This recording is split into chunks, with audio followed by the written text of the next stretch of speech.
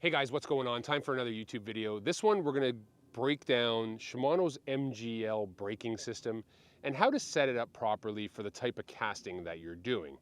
And this is really important because I get a lot of emails about guys, and every time Shimano updates a casting system, people want to know how to set it up.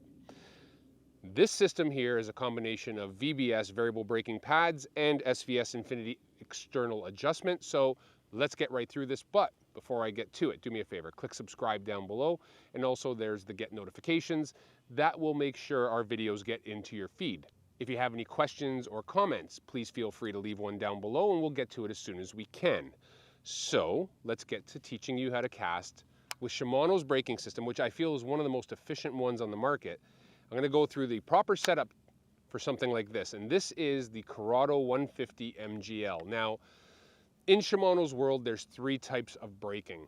There is VBS braking, which is you have to take the side plate off, and there's 4 or 6 pins on the inside of the paddles that you have to adjust on or off to help with braking, and then you got your spool tensioner. So there's SVS Infinity, there's Mgl, and Mgl Spool 3. All of them have a different amount of pads and brakes and accessible points. This one we're going to talk about is Shimano's 150 Curado Mgl, which means it has the MGL1 spool in it, which means that this braking system is going to have 6 braking shoes in it. To open your spool, there's a little on-off switch right at the bottom here. You click that open, it's spring-loaded, it stays on, and you can see here that you've got 6 paddles. And right now I've got mine set to 3 on, 3 off. So you're going to ask, what determines whether a paddle is on or off? If you click down and the paddle has the ability to rock up and down, that means it's on, it's active. If you want to make it inactive or turn it off, you simply hold it up and click, and it'll be stuck in that upward position. And what that means is the paddle is no longer flaring on the centrifugal force of the cast. It's pinned it up, it's out of the way, it's not rubbing the race on the outside, it's not applying any slowdown to your spool. So when you start off, typically they will come in the box with 3 on and 3 off. So I've got 1 on, 1 off, 1 on, 1 off, 1 on, 1 off. And you want to alternate them. Make sure that however your setup is, if you go 4 and 2, do 2 and 2 side by side and 2 off on the opposite sides. Now in the front corner of the spool on the palming side, there's a little dial. Super hard to see for me. I got to put my reading glasses on when I know what it's set at, but this dial goes from 1 to 6, and it controls a race that pushes down into those paddles and controls how far they can go up or down. If you put it on number 6, what this is doing is it's pulling the race backwards and allowing the paddles full range to move up and down. If you dial it to number 1, it's pushing down and making the paddles come up to the closed position and limiting the amount they can flare out and rub the outside of the spool. So what you're essentially doing is saying, if you need more control, put it on number 6. It's going to allow those brake shoes to flop up and down. If you need less, you can actually put it to number 1 and it'll hold them up. Gives you more distance. The setting itself, other than that, has to always be done with the spool tension knob. Spool tension knob, basically what I tell people is you tighten it by rolling it forward. You click on your bail. Your line should not be coming out. That's how you know you got it tight enough. You got your lure on, and then you slowly start backing that up until your lure falls at an even pace. Now I've got this one set at number 3.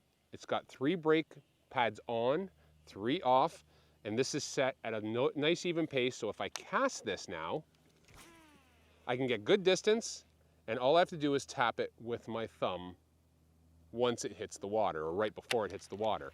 Again, this is a very, very simple setup. Now, if you're looking to get more distance, the first thing I would do before you start playing with brake paddles, because 3 and 3 is a really good setting, is I would actually go in and dial back the race. So I would allow, or I'd force those paddles up further.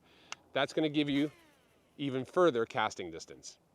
If you happen to be casting into the wind, that's a completely different story. Then you're going to want to dial that up to number 5, possibly number 6. And that's going to allow more control with those paddles that are going to rub the outside of the race, and it's going to give you a better shot at landing an easy cast. So very, very simple setups. The first thing you do is check your paddles inside the VBS section of the reel. The second thing you do is adjust your SVS Infinity. The third thing you do is adjust your spool tension for every single time you change lures. If you can do that, casting an Mgl spool from Shimano is one of the most efficient casting systems you can do. It's easily adjustable on the fly, and they're pretty tough to backlash, honestly. Like, little tap there, no backlash whatsoever. So there you have it, guys. If you could do me a favor, click subscribe down below. Also, if you want to watch more of our videos, there's the get notifications. You can hit that.